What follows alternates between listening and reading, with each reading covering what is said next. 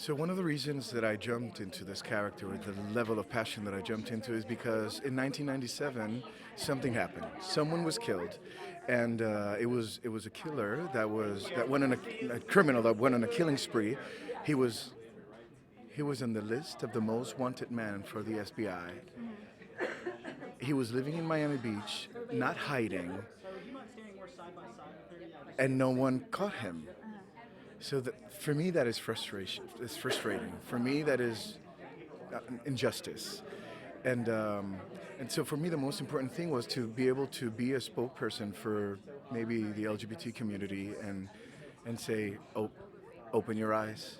I mean, we're still being attacked, and a lot needs to be done. I was going to say the homophobia, like the very frank homophobia in the show, is hard to watch, especially directed at your character. I had to like pause a few times, like Yeah. it was just kind of difficult to watch. How was that for you to play? Was that kind of hard for you to step into those shoes at all? No, it gives me strength. It gave me strength, and it gave me how important it is for for the world to accept their identity, their sexual identity, and to share it and normalize this. Because other than that, you're just feeding into ignorance. And for example, there is a very beautiful scene where I'm being interrogated, and they are invading everything that I am.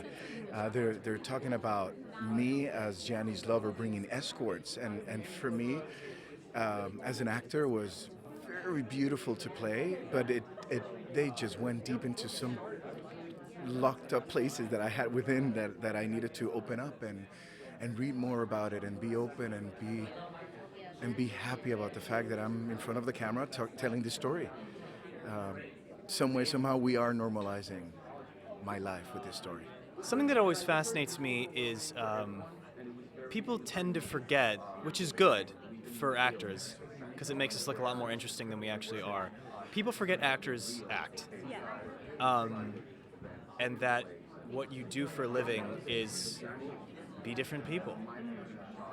And so and that everything is a departure, at least in my mind. Maybe that's my own sort of like soapbox actor thinking, but hopefully everything is a departure from the last thing. I wonder what would have happened had I started with this and years down the line I did like a singing dancing role.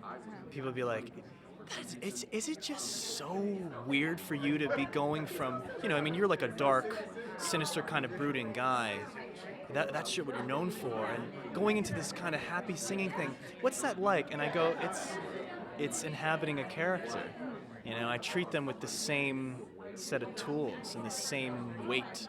It's the same currency to me. Now, granted, they both exist in different worlds, but they are worked on with the same process. The homophobia in the show is really difficult to watch a lot of the time, and exploring like why he's killing all these people is always, it's difficult to watch. And you haven't been difficult to watch before. I think that's what. Well, then that's hopefully on the shoulders of our good writers and the excellent direction of our show. He's certainly a hard person to ingest. My goal is that if people have difficulty watching this, it's not because of the severity of his actions, but the the misdirection of his intent and how that's really hard to deal with. The only reason why we cringe when we see things that we don't like, it's because they're usually done by people we're otherwise really hoping hoping good things for. When comedy happens, when you care about the people, oh, I can't believe that's happened, because you can't believe they're doing this. You want to hope that they're better than the things they're doing. So that's what makes what made this doing words. That's what made this such a joy for me, is trying to find those common denominators between Andrew and the person watching, so much so that when he does something horrible, you're really almost heartbroken that they're doing this, that it is not only sad because of the actions, but sad because of the things that made those things happen. So that's what I'm sort of aiming for when I'm in Andrew's brain.